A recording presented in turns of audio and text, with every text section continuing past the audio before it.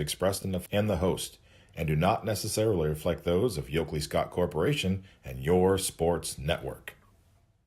Yeah, I've been closer to Jesus before, so can you help me out? Oh, can you help me out?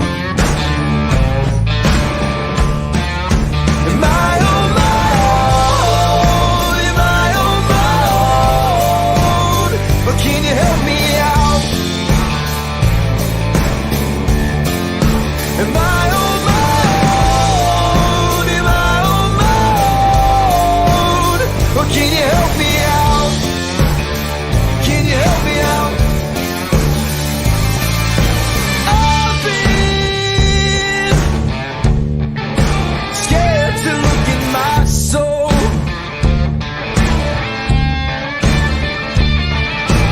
I've been afraid I would follow the road. Yeah, afraid of the things I've been told. Hello, everybody. Welcome inside a Friday edition of Running Point on ysnlive.com, brought to you by Greenwood Chevrolet in Austintown. I'm Anthony Hartwig. Ty Bartell, he's here, but he's also having some connection issues. We're going to try to fight through them. We had him this morning when we were doing an interview, and man, what a way to have a Friday, right? Yeah, let's see if it holds through. We're currently, because Wi-Fi is down, we're currently on hotspot, and we are fluctuating between 1 to 2 bars out here in Portage County. So Well, we're gonna see if it holds through. To give it some time to I don't know what do you want to say, to fix itself and to give us some time to figure some more stuff out. We are actually going to, right off the bat, feature an interview that we did just before the show with Michael Morrow from Warren JFK, who was the hero in last night's district championship win over Lake Center Christian. He hit the walk-off and JFK won 5-4. And we got a chance to talk with him just minutes before the show. And we're going to play that interview, and we hope that you guys enjoy it.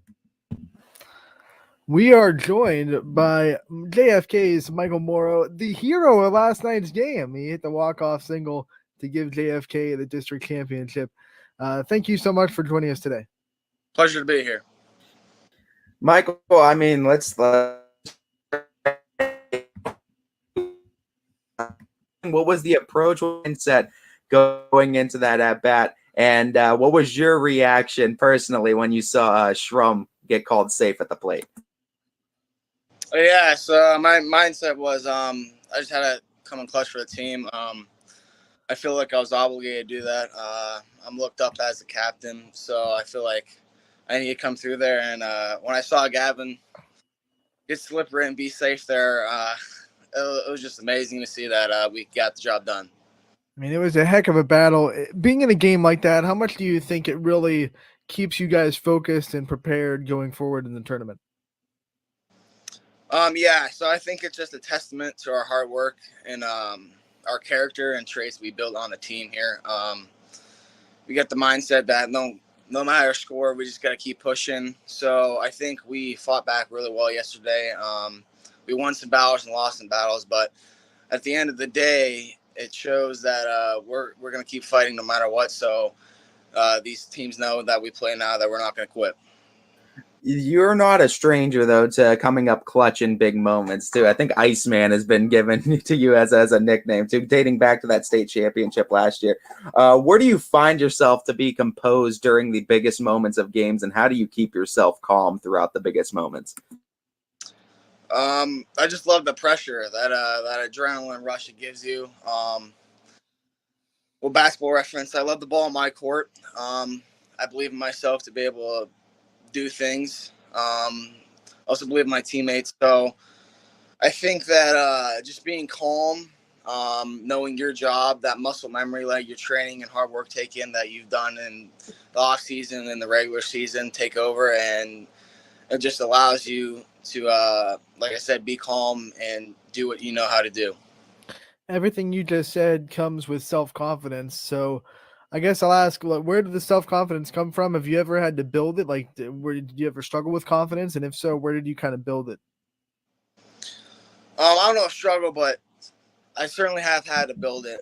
In situations like these, like coming clutch at the plate, I mean, you just get practice and get better over experience. So, I mean, I think that's something that takes time.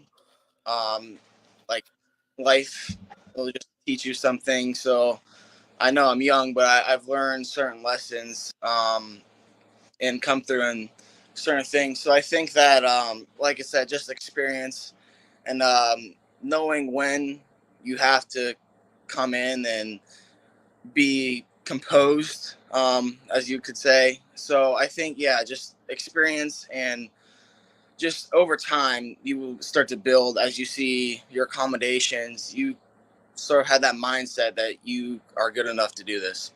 And that's your experience personally. Let's talk about this team's experience of just winning that state championship last year. How much of an advantage do you think that experience for this whole team last year has provided them a step up against competition going into this year's tournament? Yeah, so I mean, we have a target on our backs, which is great. We love playing the villain, and we know how much hard work it takes to get to these bigger games and the better competition we face. If it's less competition, we can't play down to our level. I like saying we play mannequins. We just have to play ourselves or play the mirror. We're just always competing with ourselves to get better because we have the mindset that the only people that could beat us are ourselves. And I think that's a great thing to have, just knowing what it takes to get to these big games and win these big games. So I think as a championship program, we've developed this idea that we compete with the best and we're going to get everyone's best attempt at us. So I think that we just have to go out and compete no matter what. We know with teams, small goals lead to big goals. So, what were some of the goals that this team set at the beginning of the season that they've already achieved now that you're district champions? Yeah, so smaller stepping stone would be like winning our rival games. Like I knew Muni was a big one. We split with them, and then the league. Obviously, always want to win the league, so we accomplished that one. So now we just got to take it step by step. In the playoffs, it's sudden death, so we got to go one game at a time here. Um, Great news. I mean, we won yesterday, so now we can focus on the next game. And after that, just keep going one at a time till we reach the big dogs. Put into words the feeling of being an appointed West Point cadet and having an invite to play baseball there. Yeah, it's great. So, I mean, a lot of competition from the like I think over 1,500 cadets or these candidates were looked at. One of the fortunate few that got in. I mean, I'm going to try out for the baseball team, see how that goes. Talk to some of the coaches. They got a great program there. They just won the Patriot League over the weekend. So, I mean, they're certainly no slouches when it comes to swinging some bats. So hopefully we could progress there as well. What are you most excited about, that experience and being able to have that in your future? Honestly, just better competition, see how far I can get. Like I said, I love the adrenaline that baseball gives you, that just one against all. When you're in the batting box, you control your own destiny. So I'm going to see if I can compete with the best of the best, and hopefully we can get the job done there too. There's no doubt you've had a great list of coaches probably throughout your entire baseball career. And looking back at all of that, what's some of the best advice a coach has ever given you, whether it relates to baseball or to life? Be confident in yourself and just be you. There's some people struggling yesterday, and I had to tell them that same advice. They pulled through. So I think that don't try to go outside yourself to make plays. Just be yourself. You'll be good enough to what you can control. You're not going to be able to control the whole game, but if you control your job, then we should be fine as a team. We know you very well from the football field as well, a member of this JFK football team. What lessons do you take from football that help you out with your baseball career? That relentlessness was a big thing in the football, that grit and grind. So I think that helps. And then I feel like I know what it feels like to win a state championship, and I also know what it feels like to lose one. So I think very two different opposite sides on the emotional spectrum there. So it just adds that extra level of ante and grind because I never want to feel losing that big game again. But yeah, so just a lot of things play into that. I think the two sports coincide with one another in a sense. The football, you get that aggressive mentality, and then baseball's more of a mental game. So maybe polar opposites on the spectrum, but they each have their similarities. Talk about 11 guys on the gridiron. There was also 11 guys on this JFK baseball team that won state last year. Do you think having a smaller and a little bit more reserved roster helped build a closer chemistry and bond with you guys that you saw carry into this season? Yeah, so I mean, we really had to rely on each other last year. The whole next man up thing, it really came into play.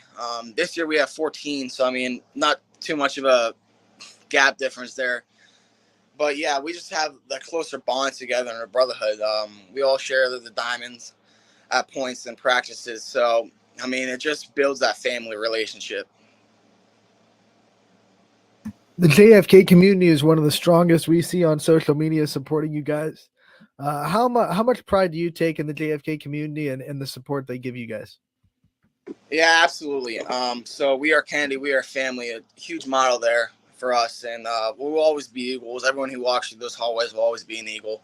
So I mean, I love the support and the environment that the JFK gives their students, faculty, administration, and families around that. So I think they are probably one of the best school districts around for that family aspect and just education. And also the amount of support that they give us is astronomical. I mean, we had a student section yesterday, which was just great to see. Some of my buddies out in the crowd, and just that extra support, it really builds up the electricity for the team.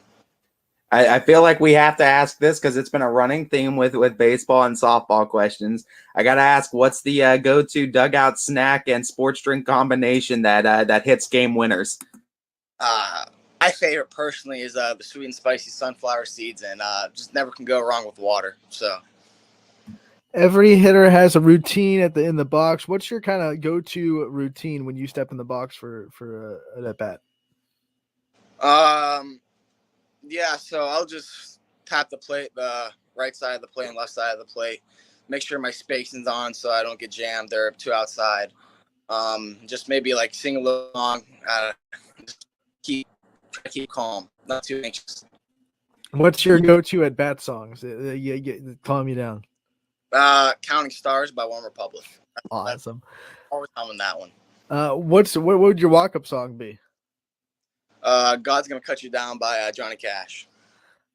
What's the one song in your playlist that would always get you hyped up no matter what the situation is? That's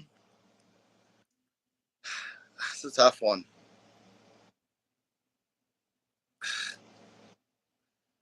Probably I don't know. You put me on the spot here. Any. What's one song in that playlist though that is a little bit of a guilty pleasure that you don't like to admit that's on there, but you'll jam to it anyway? Gasoline by Halsey. When you look at your time at JFK, obviously you're a great student too. So I want to talk a little bit about your schoolwork. What do you like studying? What's one of the favorite subjects at Kennedy? My favorite subject this past year was English. I just enjoyed the class a lot. Did some Shakespeare stuff, but I really got into it. So English. Are you someone that likes group projects, or do you like to do stuff solo? I prefer solo, but if I put in the group, I'll still thrive. It'll be all right. What's the funnest group project that you have ever been assigned in your schooling career?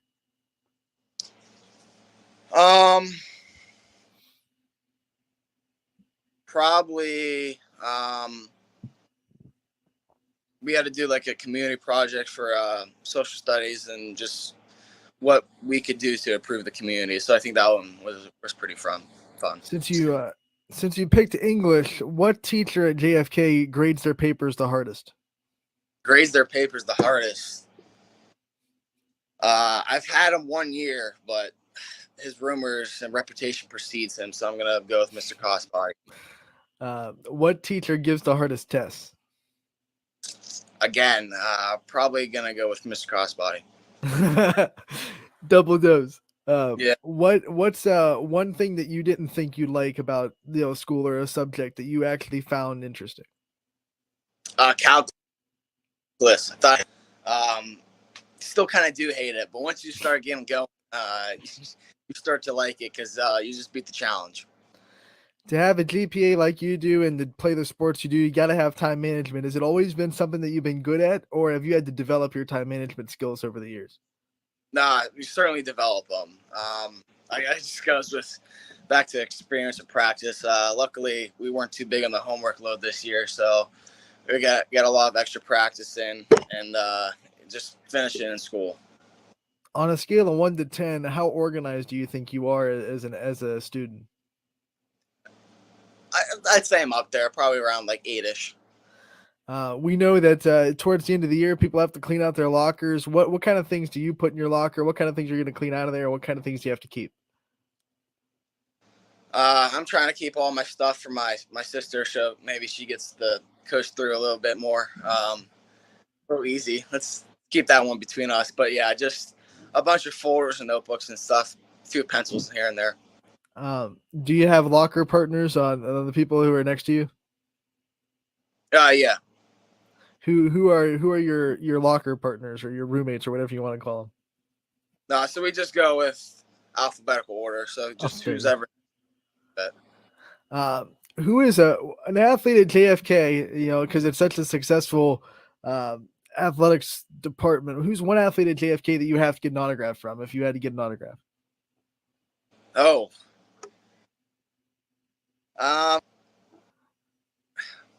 From like all time? Yeah, you can go all time or you can go this year. It doesn't matter. I'll pick my buddy Gavin. I feel like he might do some great things as a pioneer. So we'll go with Shrum. His John Hancock might be worth something down the line. Who knows? Hopefully. When you look at your teammates in baseball, who is the one teammate that can make you laugh no matter what the situation is? Alex. Yeah, he's a goofy fella. Well, we should be joking in the outfield sometimes. So yeah, he usually gives me a good chuckle. Who's got the most swag on the team? Swagger. Oof. I don't know. We all got We all got it.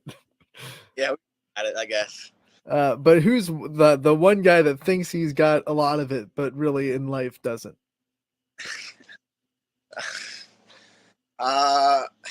He thinks he's got it all. Alex loves his haircut, man. I mean, loves the flow. It's there. But also Jay, he loves his flow too. Everyone's hair, man. Even my hair. I mean, we all think we're sweet. What teammate would you trust the most to be a getaway driver? Me. Certainly not Gavin. Certainly. I give it to me or Alex. Alex got a lot of BMW, so maybe he may make some speed out of him. All right, Michael, before we let you go, I want to give you the chance to thank your support system and the people that are always there for you. Yeah, so I just got to thank my family and God. My school, Miss Consigula, she's been there through a lot of playoff games. So, I mean, just all the administration, Mr. Keneally, Mr. Grecos, they're always helping and supporting us throughout that. So just the school, my family, and God, yeah. All right, thank you so much for joining us today, Mike. We wish you the best of luck in the rest of your journey, and we look to talk to you again real soon. Thank you, guys. Thank you. Michael Morrow from JFK Baseball joining us today on Running Point. We thank him for his time. And Ty, how are we doing? Like, we have to have constant updates from Ravenna. I mean, we're still here as of right now. It froze a couple of times during the replay, so we'll see what happens. It's when it goes down to one bar we start getting a little shaky on the hotspot. I know you're just hoping that it just gets through us through our interviews, because we have exciting interviews today. At 12:30, we are going to be talking to former YSU men's basketball star finished his college career at Clemson for his graduate season, but now he has signed on to be a tight end with the Jacksonville Jaguars. Naj Bohannon will be joining us at 12:30. We also have Jim Hannock, head coach of the district champion South Range baseball team, joining us at 12:45 today as well. Yeah, exciting interviews all around. We get into the baseball world. We got into JFK to start the show as well. So, I mean, we're getting into the district champions as well as just covering a little bit of pro sports today as well. Some scheduling news for tonight. The Ysn regional final tonight against Massillon, Tuslaw, and Ravenna has been moved to tomorrow at 1 o'clock. The weather forecasts have been bleak, and Ravenna High School has made the decision to move that game and try to keep the field as prepared as possible for the regional final tomorrow. As of now, Fitch against Hoover tonight at YSU is still on for a 5 o'clock first pitch at YSU softball complex. We are looking at the Storm Tracker 21 app as we speak. And I mean, we were looking at thunderstorms, but I think they're holding out on it too. Right now at 3 o'clock, there's a 30% chance of thunderstorms. The chance gets a little higher at 4 and 5, but then the thunderstorms go away after 5 o'clock, and it's just a small chance of light rain. So maybe they're hoping they can delay it with lightning and just start at 6. There are lights down there. They can wait. We know that field can take water. So I don't know what the plan is. We're definitely keeping, we'll keep updated as of now, but it is still on. When I was talking with DJ a bit before the show, I think he told me at least what he was hearing was plans were to just tarp the dirt, obviously, and just leave that tarp and just and see what happens and play it by ear as far as hour to hour is concerned. So I think if they can wait out the thunderstorms, the rain after the thunderstorms is supposed to be light rain. So, and the thunderstorms are supposed to be gone after 5 o'clock. So, maybe that's the chance. Maybe that's the plan, to wait out some thunderstorms and just play the game when the thunderstorms clear out.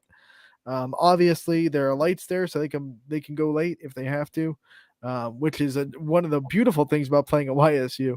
But we will stay updated and try to stay updated on that YSU game.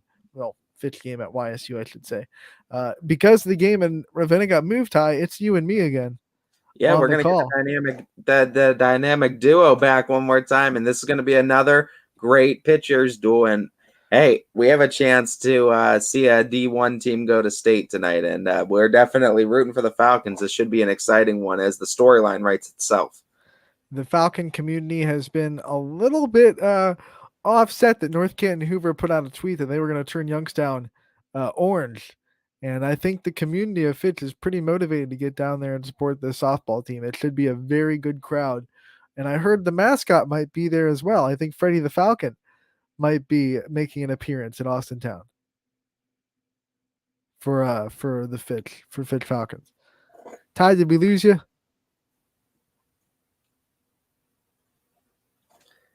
Am I back? You're back. Oh man, that was a bad one. I think I caught about 20 seconds. We're good. But I think I think this is going to be a really fun rivalry. North Canton Hoover is going to show up. That's why I was like, I was looking at my schedule and I was just like, with the game start time, I might just have to leave right after the show and get there at 3 o'clock so I can beat all the traffic, because we know it's going to be packed, and we know Fitch is going to bring crowds, and we know Hoover is as well. Exactly, is exactly what Siggy says. That should be an electric atmosphere tonight. We saw how electric a regional final at YSU can get from last season when it got a huge crowd for Ysn versus South Range.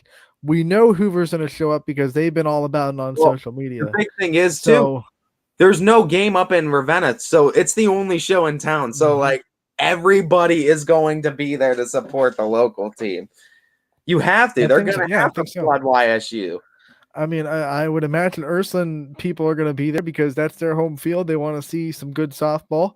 The rain might discourage a couple of people, and if you don't want to go out in the rain, and you can catch it on ysnlive.com for $9.99. Shameless plug right there. I'm not below it. I'm not below it.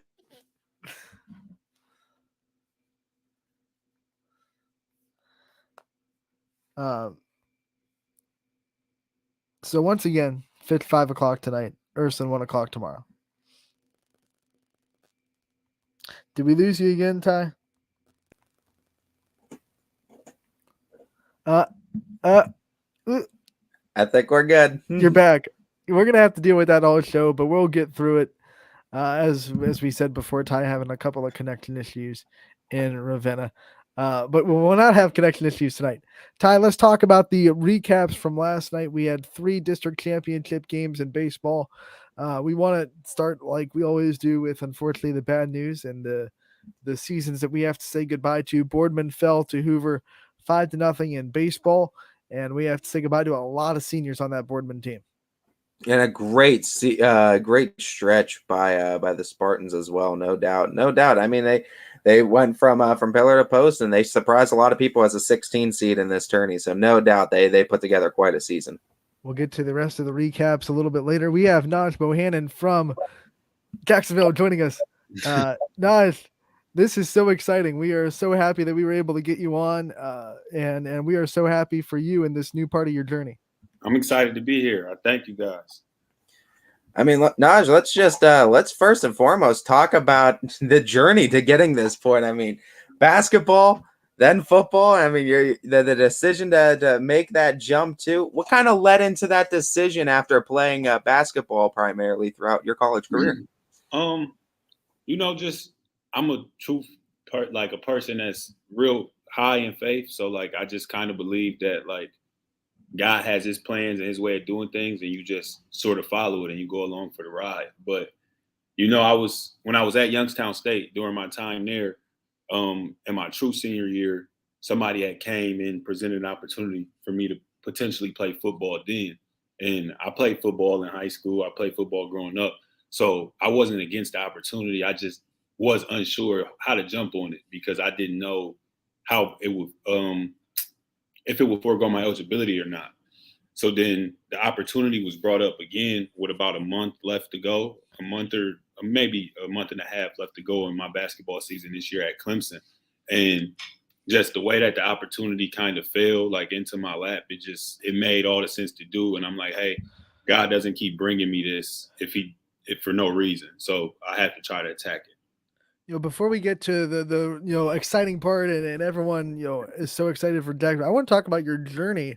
It's going back to the beginning in Lorain and playing high school basketball and football, and then choosing to go to YSU for basketball. What made the choice to YSU, and what made you fall in love with the program there and the campus there, and what made that decision so easy for you back when you were recruited?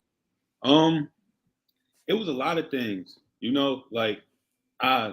early on, if you would have asked me, I probably would have told you I was going to go to school somewhere far away from home and just California, just to get away, try to do something, But having the blessing and like the luxury of being able to choose from a plethora of schools, it was good to go on a couple visits and, take some time and go learn about some places. The crazy part about Youngstown was that like I lived an hour and a half away and I never really knew that it was a school there. Like I kind of knew, but I didn't know anything about the school until I went on my visit. So I played football and I played basketball in high school, and I had the offers in both. And at 18, it was so hard to try to decide. Like I've been playing both forever. Which one do I really want to do? But I was always big on school, and I wanted to be an engineer. So there were schools that I turned down because they didn't have a program that I wanted to do. So I came down to Youngstown when Coach Calhoun got there. He called me as soon as he got the job, maybe an hour after. And one of my friends from home, Thomas Wimbush, played for him at Fairmont State. So I knew who Coach was. I knew who the guys on his staff was. I knew just how genuine of a person he was. And when I got down there, it was kind of, almost like a match made in heaven as far as playing style and the things that he was going to allow me to do. And we foreseen for one another. But the bigger piece was the engineering department. They took me over there for a visit with the chair of the department. They took me in there to see the 3D printing rooms and everything like that. And after I went home, I knew. I kind of told my dad, like, hey, I'm just going to do it. I had only stayed on campus for like 1 or 2 hours because I already knew I didn't even stay the night. And it kind of turned the coaches off. They didn't know what I was thinking. But What kind of advice would you offer to high school level athletes that have aspirations of playing at the college level about making it to that next level, wanting to get recruited, and what kind of work you needed to put in to get to that level? I would say first and foremost, open your mind. Like open your mind to everything that there is that goes into it. It's so easy to like play the game of comparison and always try to think, well, hey, this guy has that or that guy doesn't have that. Like you have to run your own race first and foremost. Just try to be 1% better at yourself every day. But in doing that, know that nothing comes easy. So like you have to go those extra hours that you're putting in. If you're not doing it, somebody else will. So you have to just try to be the best version of you and understand that everybody again has their own story. It may not be a Division I school or Division II. It might be NAIA, but there's an opportunity, and that's the best thing that anybody can give you in this world is an opportunity. When you look back at your career at YSU and the 4 years you spent there, what were some of your proudest achievements? Obviously, we know you were 1,000 point scorer and 1,000 rebounds. You know, you did that. What were some of your other proudest achievements at YSU? Um,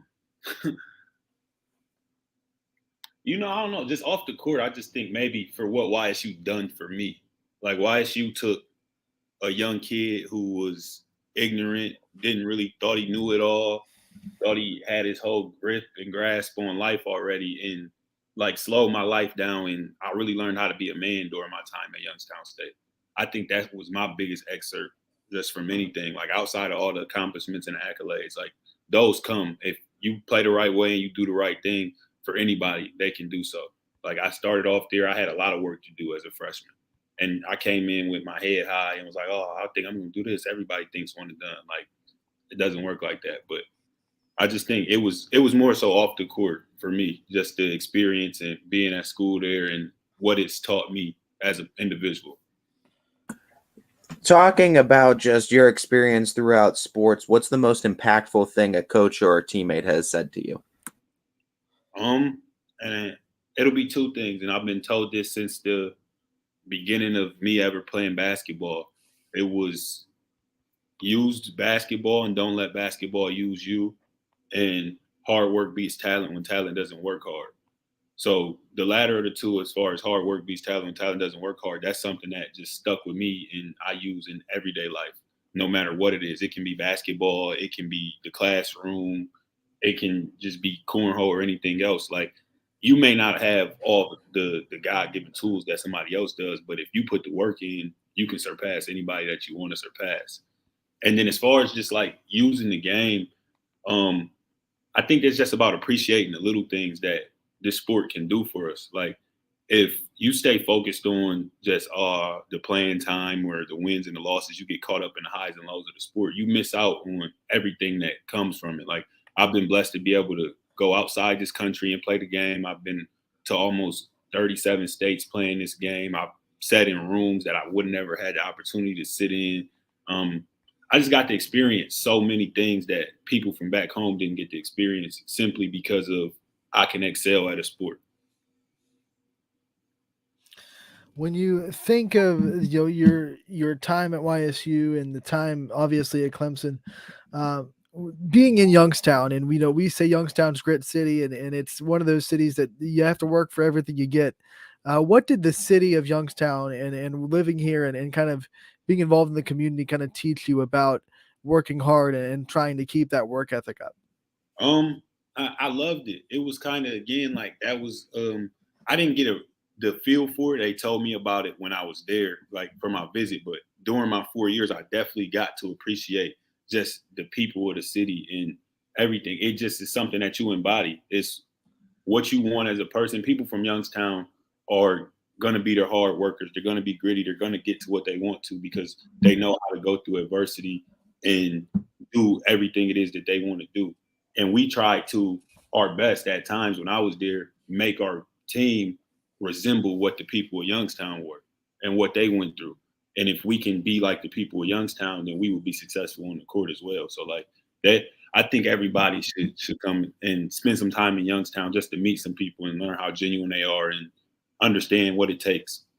You mentioned all the states you've gotten to play this sport in and all the experiences and memories you have. Is there a specific game moment that stands out above the rest in your mind right now? Specific game or moment that stands out above the rest, or maybe there's a couple that come to mind. But is there any specific ones that highlight in your mind right off the top? I mean, off top, I would just say the feeling of beating Wright State at the buzzer. No fans, no anything, but just for us, like when we came in as freshmen, they were the benchmark of what to be in the league or who to beat, how to beat. And we had beat them before, but going down there with the circumstances we had, Darius being down right before we left, whole new team with a lot of freshmen playing, but just going down there and playing how we played, and then for it to happen in the way it did on national television, it was just a surreal moment. Now, I want to talk a little bit about your time at Clemson too, and being able to finish your basketball career and have that 5th year of eligibility. What made you kind of go towards Clemson, and what were some things about that program that gravitated you towards them? So we talk about Youngstown being the grit city, and Coach Brownell his staple is Clemson grit and his passion and perseverance towards a long-term goal. So when I got into the portal, I was looking for a school that I could come right in and I can fit the culture and I would gel well with the guys. And just, in my last year, no matter what happened on the court, what could I get out of it as a person and just to truly enjoy the experience? So I didn't get to take a visit because it was still COVID protocols, but getting on the phone and talking with him and talking with the other staff members. And then once I finally did get to go down there, it was kind of like okay, here, I'm here and it feels right. It was the right thing to do because everything he stands for as a coach and what he wants his program to be. What was one of the biggest things you learned in that transition from Clemson, even though it was just 1 year? What was the biggest thing you learned in that transition from Youngstown to Clemson? Just about what, like, I would say more so role identity and just how it plays out in sports and how it also plays out in life. Like, I had just came from being the guy to figuring out, okay, how do I find my way for 1 year with a team of guys who's already been here, who's already been jailed, who's done whatever. And it's easy to get caught up in being selfish and always want to think about yourself, but trying to figure out how do I be my best version of me for the greater good or do what I'm supposed to do to fit the piece of the puzzle. And I think that it taught me a lot there, transitioning there. Obviously, like the speed of the game and just how big, athletic this, it's differences that way too. But for me, it was more so about role identity and kind of accepting it and knowing that, like, hey, in life, sometimes you're not always the person that's going to be on the forefront. You may be in the shadow, but you're just as important and vital to the greater cause. When now we get to talk about where you are now, the Jacksonville Jaguars come knocking to your door, and what kind of things led to this landing spot, and how much did you kind of put into being able to be signed with the Jaguars? Can you repeat the question one more time? I'm sorry. I was trying to listen to which part to answer. You're good. You're good. You're here. You're signed by the Jaguars. You said it was a little bit of a process because you were approached at YSU, and then you kind of knew towards the end of the season at Clemson. So I'm wondering what the process was from, getting ready for football and then getting signed by the Jaguars, and what went into that whole process. Okay, yeah, got you. So I have been real tight with an agent who was a basketball agent for the past couple of years now. And he has a buddy who was a football agent.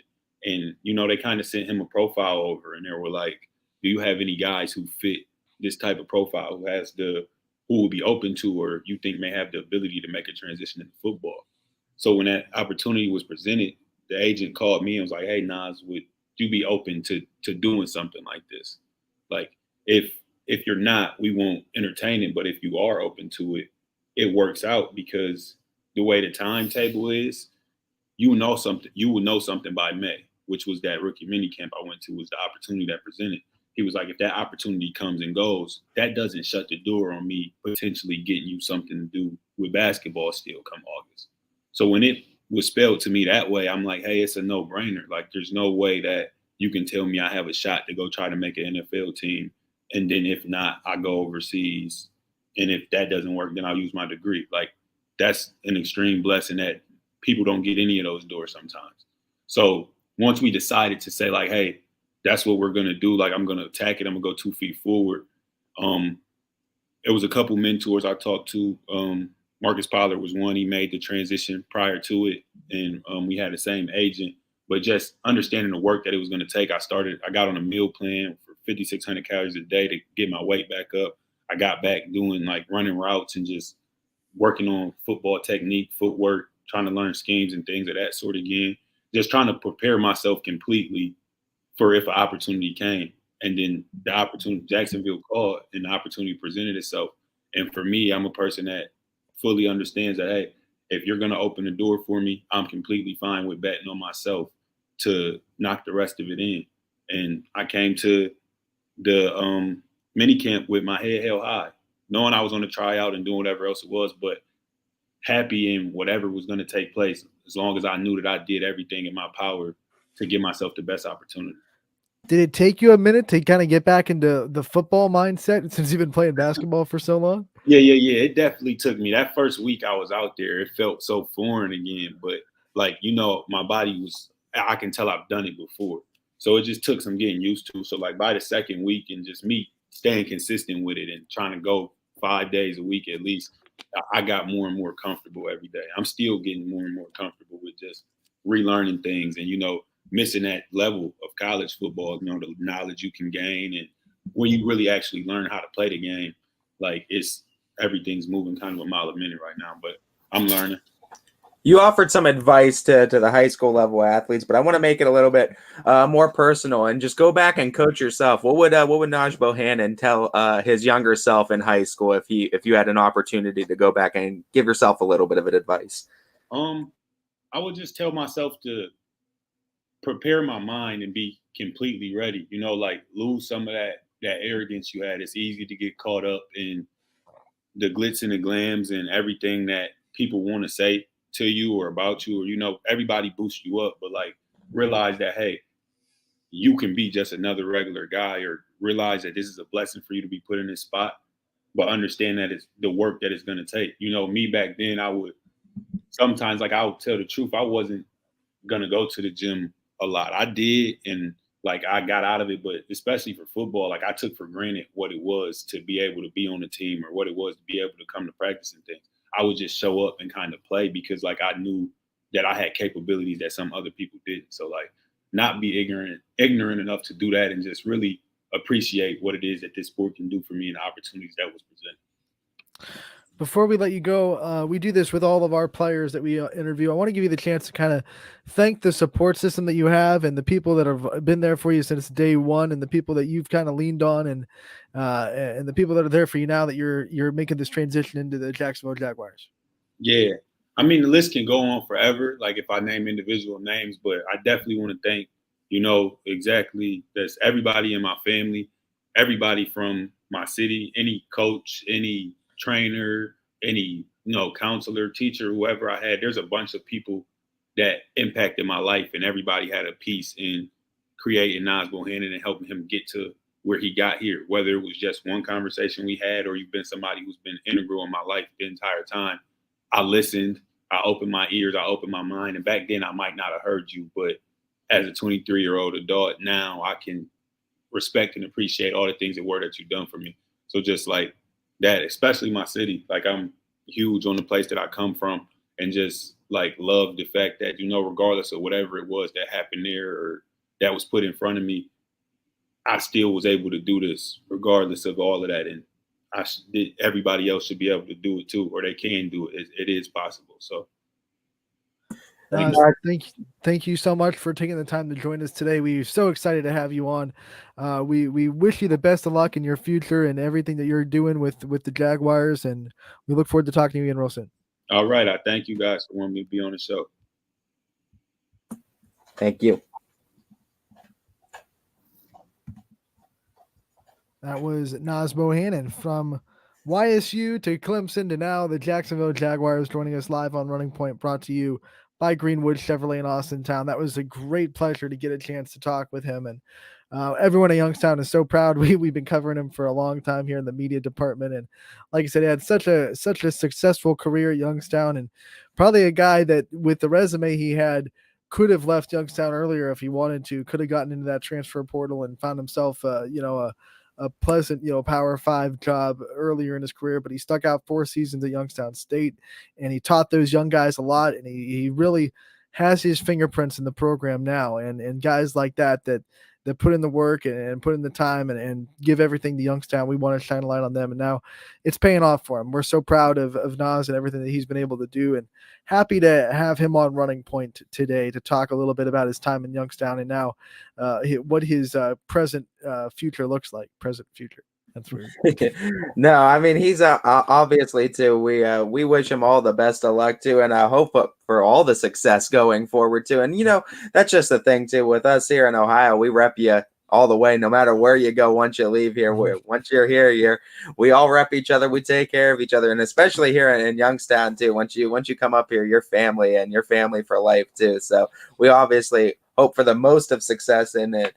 Naj's career too, and we expect it. I mean, have you seen some of his highlights too? I mean, the dude's an animal. And there is no shortage of NFL talent that is translated from basketball to football to draw from to say that, oh, it can't be done or it's not possible. All you have to do is look at Antonio Gates or look at Tony Gonzalez, and you'll see, oh yeah, you can go from power forward center in basketball to tight end in football pretty easily. Not pretty easily, but you know what I'm saying. Yeah, Nothing's yeah. easy in the NFL. If you're a great athlete, and I mean, he certainly is. There's no doubt that anything like that is limitless. I think a Naj Bohannon jersey is going to be in my future. I'm going to go cop one as soon as I can. yeah. You better do that, Ant. You better jump right on it as soon as you can. It'll replace my. I do have a Jacksonville Jaguars jersey in that closet. It's going to replace my Maurice Jones-Drew jersey. As my Jaguars representatives. I'm someone that likes jerseys. I want to get someone from every team, so I might as well just get a Bohannon jersey. We will be getting Coach Hannock here on shortly, and you might want to take a break. And the problem is right now I sent him Michael Morrow's link from this morning accidentally, so we resent it and we're getting him. He was so he's getting that. He's sitting there waiting at Michael Morrow's link. Like, yeah, well, I just sent him it too, and yeah. So we're getting him taken care of for sure. Before we take a break, during that interview, we heard the news that the Fitch softball game tonight has been moved to tomorrow. They are trying to decide if it's going to be a 2 or 5, so it's going to be one of those times tomorrow. Either way, 2 or 5 to be determined, but it will be tomorrow on Saturday. The regional final between Fitch and Hoover. You would almost think that they would want to make it 5 because then the people that go to the Ursuline game would probably be able to flood back into town and go to both. Then you can get a lot of support there. For sure. It would definitely make sense, but that doesn't always work that way. No, it doesn't always, but we'll see what happens. We'll see. We'll keep an eye out. We'll keep everyone posted. But for now, we'll take a break on Running Point, brought to you by Greenwood Chevrolet in Austintown. Why choose local? Because you live here, work here, learn here, relax here, and celebrate here. 21 WFMJ is our family's only locally owned TV station, and our focus is local. Other TV stations don't have that same focus, as their owners are somewhere else. But 21 WFMJ is rooted in the Valley. Local people making decisions that affect your life, right here where you live. When looking for home design inspiration, don't just be inspired, be Baird inspired. Whether new or remodeling, Baird Brothers has the latest trends like shiplap to refresh your home. Go from inspiration to installation with our wide selection of in-stock American hardwoods. From the rustic charm of antique oak to the warmth of traditional cherry, Baird Brothers has what you need to make your home inspiring.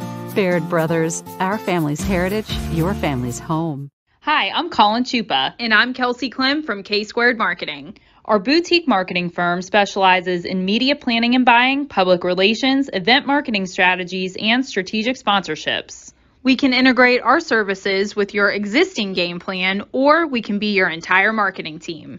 Your goals, our game plan. Let's win together. Call K-Squared Marketing at 330-623-2323. 888-267-2730 or visit ksquared.marketing to learn more. Change. This one word can make you break out in a cold sweat. But with change comes wisdom, experience, and understanding. At Myers Family Insurance, we can help make changes in Medicare, insurance, and retirement a positive experience for you and your family. We've gone through changes, like our new office and new faces to help our family of clients too. For all your Medicare needs, call Myers Family Insurance. Check us out online at myersfamilyins.com or find us on Facebook. Welcome back to Running Point on ysnlive.com. Anthony Hartwig with you alongside Ty Bartell. On my right, Ty just got a text from Coach Ward, and it is official. Fitch versus Hoover tomorrow at 5 o'clock at YSU Softball Complex. Yep, and that should be a good game too. It gets pushed to tomorrow, and hopefully the threat of weather too is avoided. Yeah, and you know, tomorrow it looks great. The only issue there would be is field conditions, but both Ravenna has a great drainage system. I was talking to them up there on Wednesday when Ursuline played their semifinal game, and they said they played most of their home games all with the rain because they have a good tarp system and they have a good drainage system out there in Ravenna. So it should be able to handle any weather we get tonight. And obviously YSU is a college level softball field, so it has its own field crew dedicated to keeping that as pristine as possible. It'll be able to take whatever we get tonight and then tomorrow. It looks sunny as ever. Programming note too. I guess it's just one of those days too. Coach Hannick was having issues connecting too on his end with the new link as well. So, and then of course he's got class that he also teaches too. So we're going to be postponing his interview. We're going to get him sometime next week before they go into those regional semis though. So we're still going to have coach of the South Range Raiders on Running Point at some point. But just a programming note. Glitch Gremlin's getting the best of everybody, it seems like, today. Good thing it's the end of the week, right? Yeah, right. I mean, that's what I was like. I was like, first me, and it's like now him too. I was like, I get him the new link, and he was having trouble connecting. So we're gonna look to get Coach Hannick on next week sometime too, ahead of their regional semifinal game. Well, the good thing is that there's a week off for baseball, so we have until Thursday. You got a lot of time to rest too, and that's great, which means you're going to see a lot of teams number ones. The way this works, obviously, we talked about Boardman last night falling to North Canton Hoover 5-0, and you look at this game; it was scoreless for a little bit. Then Hoover opened the floodgates with their offense in the middle of that game. Just one of those ones where Boardman couldn't get their offense going, and it was, Griffin Woodrick, pitched a heck of a game, kept his team in it, but Hoover's pitching was just up to the task. Did we lose you, Ty? I think we lost Ty. So while we try to fix that, while we try to work through Ty's continuous connection program, like I said, Hoover scored 1 in the third, so it was 1-0 after 3. But then in the fourth, right in the middle of the game, they opened up with a 4-run inning, and they scored 1. They scored none the rest of the game. So it was really the third and fourth inning right there in the middle that did in the Spartans as they lost 5-0 in that game. They only managed 2 hits. They gave up 5. As far as Widrig goes, he threw 3 in the third inning, gave up 2 hits. 3 earned runs out of the 4 runs were earned. He walked 3, struck out 5. The 2 hits for Boardman were from DeCenzio and Widrig. They both got hits. They were both 1 for 3. Get you back? I mean, we're hoping. It's a battle today. But now, and it was a battle that Boardman put up too all season long, and they definitely surprised a lot of people throughout this tournament, and from the sectional semis all the way through, they kept on winning. They kept on putting up wins against Fitch, against Uniontown Lake. I mean, one after another.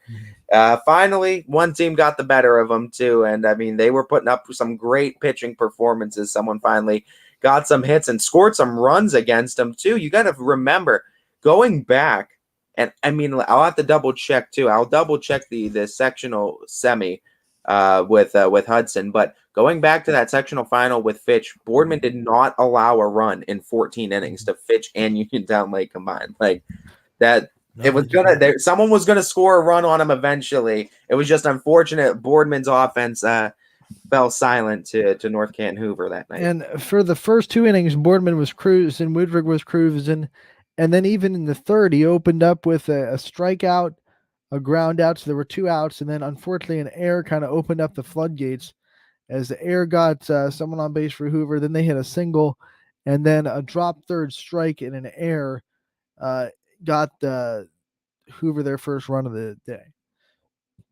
And but they kept it there. It was only 1-0 through 3.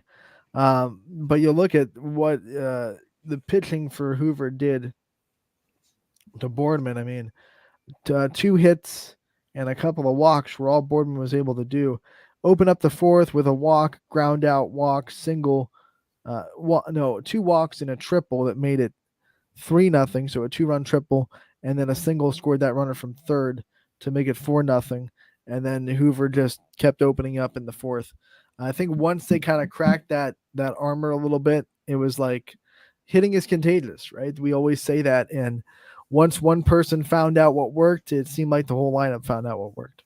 Yeah, and I mean they did a great job. Did Hoover, and give props where props are due. They were able to come out and get a big victory too, and cool down a red hot Spartans lineup that was coming into this game, a red hot Spartans team too, and the pitching staff. But credit Hoover where it's due, and congratulations to the Spartans on a fantastic season. You look at the Spartans' run to that point, it was their pitching that won them games. It was 5-0 against Fitch, but then 1-0 against Lake. So, their offense wasn't setting the world on fire, but their pitching was just locking teams down.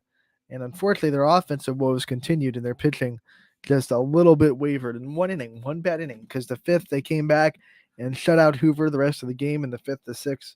So really, just that one bad inning, and that's all it takes in tournament time, 1 bad inning. Yeah, and I mean, when these teams, every time you get a little bit further down that road and get closer to Akron, you get a little bit stiffer competition. The boulders start becoming a little bit bigger that you have to get around. What do we say? Remember that broadcast for Fitch's game on Tuesday? The further you go, the more the mistakes get magnified, the more every pitch gets magnified, and the more these teams are able to take advantage of every little mistake you make. And unfortunately, that was the case in this district championship. Hoover's a very good team in Division I, and they just took advantage of every little tiny mistake that Boardman made. Yeah, and I mean, that's what good teams are supposed to do. They capitalize on your mistakes and they put up runs too, and they take advantage of it. And that goes for any sport. That's just what you're supposed to do. That's what good teams do, and that's why they get this far in the tournament respectively too. So that's why they get magnified, because you can't get away with a mistake as easily as you can maybe in a regular season game, like an error that skips by first base. Sometimes, most of the time too, if it's against competition, sometimes you see that run doesn't really come around to score, or it doesn't affect anything, or that error doesn't come around. But good teams find a way to take that extra out, move it over, get it in. And right here, echoing exactly. The extra out is a killer the further you go into a tournament. Absolutely. You can't give teams four outs. You can't give good team. It's hard to beat good teams with 3 outs. It's damn near impossible when you're giving them 4. Right. And all that aside, when we analyze this game, we do want to congratulate Boardman. Heck of a season. And we love being a part of the ride. And this senior class, I think you're going to feel their footprints at Boardman for years to come, as far as the legacy they leave on this Boardman baseball team. Absolutely. I mean, what they were able to do in this season too, just shock people out of the gate as a 16 seed, I believe too. I mean, walked in to this tournament and just upset after upset, starting with Fitch at, I believe, the 4 seed. I mean, they've been road warriors up until this point too. It's not easy winning in other teams' homes for a majority of games. So I mean, they've done a great job at that too, and congratulations to Boardman and the 10 seniors for putting together one heck of a tournament run to close out the senior scrapbook. Jackson Milton fell to Bristol last night in the district championship game down in Fairport Harbor. 6-0 was the final score there as the Panthers were able to put away the Blue Jays that had been upsetting people this whole tournament. Just like Boardman, it seemed like both of our teams in Divisions 1 and 4 last night were just upset central, right? I mean, you'll look at that. It was a 7 seed versus a 5 seed. Not exactly what you'd expect out of a district championship when the chalk was supposed to be 4 seed versus 3 seed. But Bristol upset people in the top half of the bracket. Jackson Milton upset Middle Ridge in the bottom half. So 2 teams that kind of came into this district championship game with a little bit of swagger from upsets, a little bit of, we just beat some pretty good teams and who's going to be a little bit better. And last night it was Bristol. Once again, it was the pitching. It was 6-0 and Bristol's pitching kind of silenced this Jackson Milton offense. Yeah, and that's the problem is like lineups are streaky right now, and that's what we're seeing, and it's just a time where Boardman and Jackson Milton got cooled off at the wrong time too, and it's all matchups too. I mean that's what we see with this sport all the time. Sometimes you can have the best team in the world beaters, and they just can't hit a certain pitcher. And maybe that pitcher is not the most dominating guy. Maybe he doesn't throw 95 miles an hour. Maybe he's just 83 that has control. But there's just something about certain teams against certain matchups where one guy just has an advantage. He just, wherever it is, he's able to locate balls. He's able to have those kind of nights. That's what we saw with Griffin Woodrig against Fitch in 2 outings. Fitch was able to get wins against a lot of teams, get offense generated against really good pitching. Against Canfield 2 games in a row, but Griffin Woodrig chopping block twice for whatever. And not to say that Griffin Woodrig is bad outside of that, but Fitch just could not hit Griffin Woodrig this season.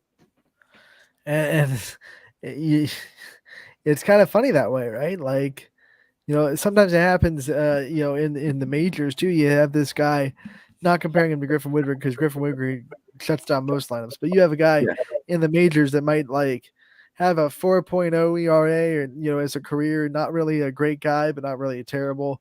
And like then, an average, your average pitcher against one lineup, against one particular team, he has an ERA of like 0.3. Like one lineup just cannot hit him for their life for the whole season. I think like the biggest thing I remember too, like because I'm going back in Royals history, so but do you remember Bruce Ken from the Royals? Yeah, lefty. He gave, his ERA wasn't great. It was like 3.9, 4, something like that. But there were some lineups that he gave fits to because he didn't throw hard, but he moved the ball. And there are some particular hitters that really struggle with that kind of pitcher. So there were teams that he just controlled. I think the Indians were actually one of those teams that they really struggled against Bruce Chen. And then there's also, you flip it too. There's just certain times where it's a dominating pitcher. And then like I remember Chris Sale when he was with the White Sox, and even after when he was with the Red Sox, Cleveland always can hit Chris Sale for some reason. Chris Sale strikes out 15, 16 guys in almost every other lineup he'll go through. He'll get double-digit Ks. He goes to Cleveland, he'll give up 6, 7 runs in a start. That's just examples of how this sport is sometimes. Sometimes, like, maybe you're not having the greatest season. It's an average season, but there's just that one team. Or other times you're the most dominating guy out there, but there's just that one team where it's like, why can't I get these guys out? Why do these guys have me figured out so well? And with that being said, we want to congratulate the Jackson Milton baseball team on an incredible season and an incredible run. We hate to see them go. Players like Aaron Romai, Billy Sloan had a great season. There were the teams that I think Jackson Milton was pretty underappreciated this year, under the radar coming in. They lost one of their main pitchers in Robinson. So I don't think a lot of people expected too much out of the Blue Jays, but man, they came in and they just stepped up a lot, got a lot of big wins, earned that 5 seed in the district, and they went all the way to the championship game. So props to the Blue Jays for making it that far and proving a lot of people wrong along the way.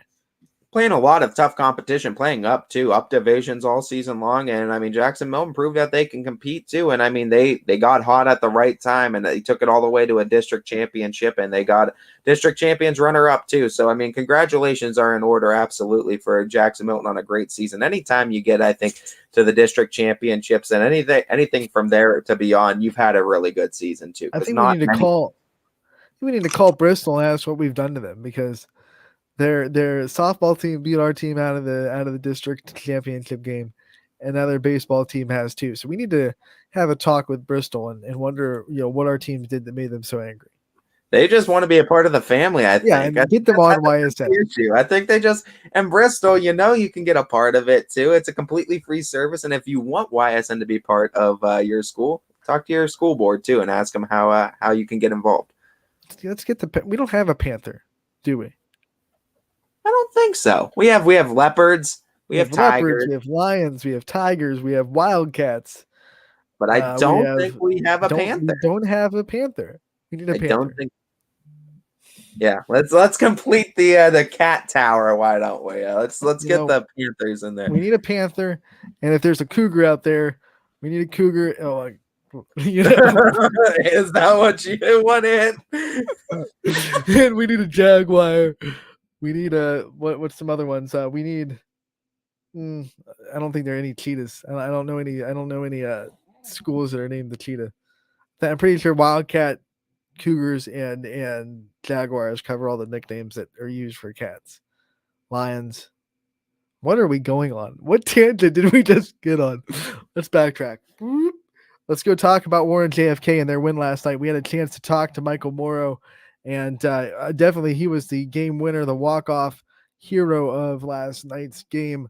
And Michael was able to talk with us. We had his interview on at the top of the show. But man, this JFK team knows how to win games. They proved it last night with their ability to battle through a really tough Lake Center Christian team and come out victorious on top. And we just lost Ty, but they came through that Lake Center Christian game, walk-off winners, and they are going to the regional semifinals yet again as they find themselves district champions for the second year in a row, trying to get back to state.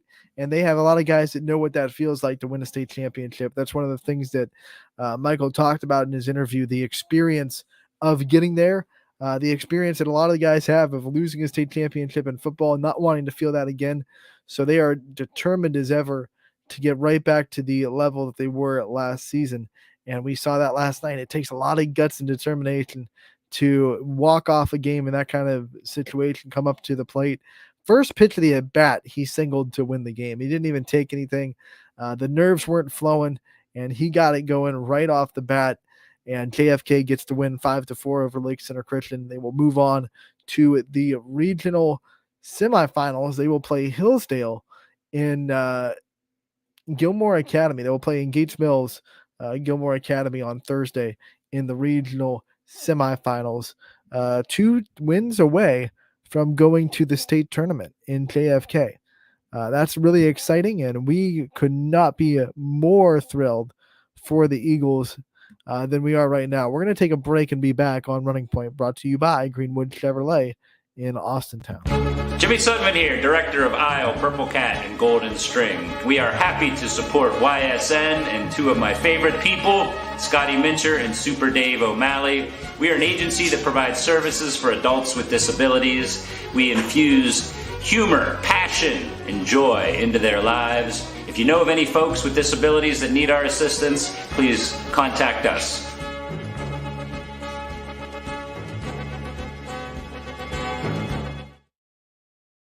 How lucky are we to have not one, but 2 18-hole Donald Ross Championship golf courses right here in our backyards. Mill Creek Golf Course was selected by Golf Week as one of America's 30 best municipal courses, continuing to challenge golfers of all levels and featuring PGA professionals, golf instruction, a players rewards club, kids programs, and a pro shop and grill room for a memorable golf experience. Call or click to schedule your tee time at Mill Creek Golf Course.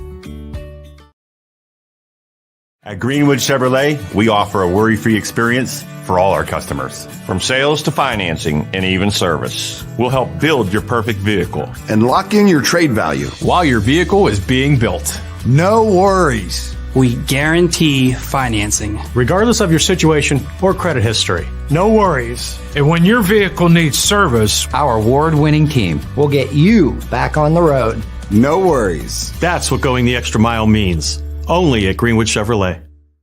Now is the time to think about your future, where you want to go, what you want to be. Your future can start now at Kent State Salem or Kent State East Liverpool. We have programs that will open doors and provide opportunities for you to pursue your passion. We are affordable, we are close. You call it hometown, we call it Kent State University. Learn more at www.kent.edu/Columbiana. You belong here. Welcome back to Running Point on ysnlive.com, brought to you by Greenwood Chevrolet in Austin. I think we have Ty back as we continue this Friday where we have been battling glitch gremlins all day. It has been quite a battle, to say the least, but we're back for now. It's every time it drops to one bar. It drops to one bar, and then this computer's just like, I think you should just get in the car and drive somewhere that gets better Wi-Fi. And by the time I get there, we're gonna be at the end of the show. Just pull on the show. Just you can do it while you're in the car. Just have the camera set. You don't have to look at the camera and just once you get good bars, pull over and we'll be good. We'll just hold on to it. Just silence me just driving until I get to a good spot. No, you can talk. You just can't look at the camera. That way you always have eyes on the road. Yeah, there you go. And then as soon as you get somewhere, just pull right over. Oh, man. We've been getting through it. We got a couple of. You know what? No matter what, we have Nas Bohannon on today, which was exciting. That was all get out. That was awesome too. And I mean, still, and having Michael Morrow before the show too was fantastic as well to talk JFK. Like we said too, if you missed a programming note on Coach Hannock, we had Glitch Gremlins on this end. He had some on his end as well. So we're going to look to get him next week prior to the Thursday regional semifinal matchup to talk a little Raiders baseball prior to. And one of the things that we'll have to talk to him about is Mr. Billy Skurpak and his ability, that the success he had on the mound this year, stepping into that ace role this season for the Raiders. He, if you didn't see, he won co-pitcher of the year this year for YSN. And one of the big reasons why is his ability to just take lineups by the throat. I don't want to be too violent, but just unbelievable. I remember you said that, and Scotty just popped. Scotty's like, no, that's too Scotty going, whoa, man, that's a little bit too far. Sorry. It's been a stressful day. I'm getting a little antsy. But no, Billy Skurpak, man, what a job. You look at this Raiders pitching history in the last 5-6 years, and it's got to be daunting to be like the next guy up, right? The next guy up to come into a year. Hey, you got to keep up this Raiders legacy on the mound.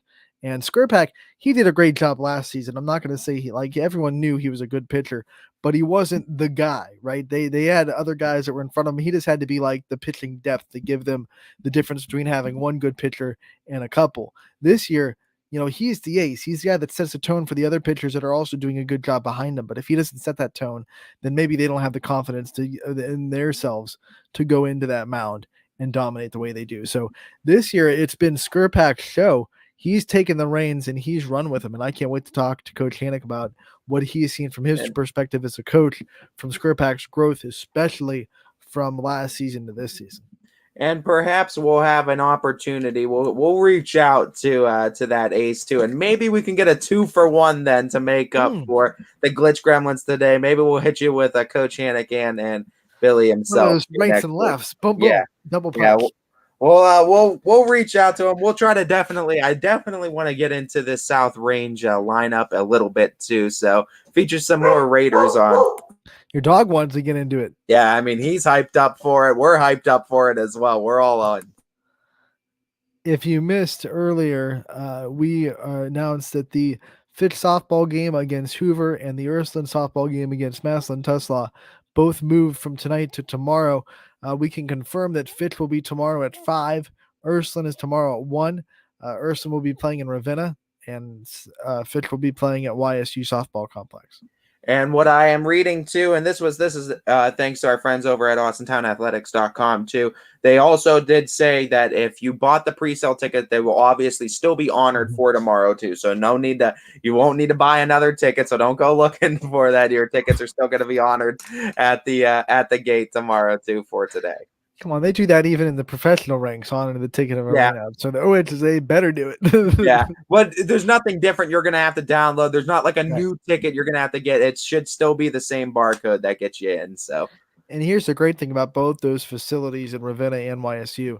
They can both handle the weather. So no matter what kind of rain we get tonight, if it storms, I mean, unless it's like a monsoon and we get like 3 inches of rain, then I think both those fields will be just fine for tomorrow.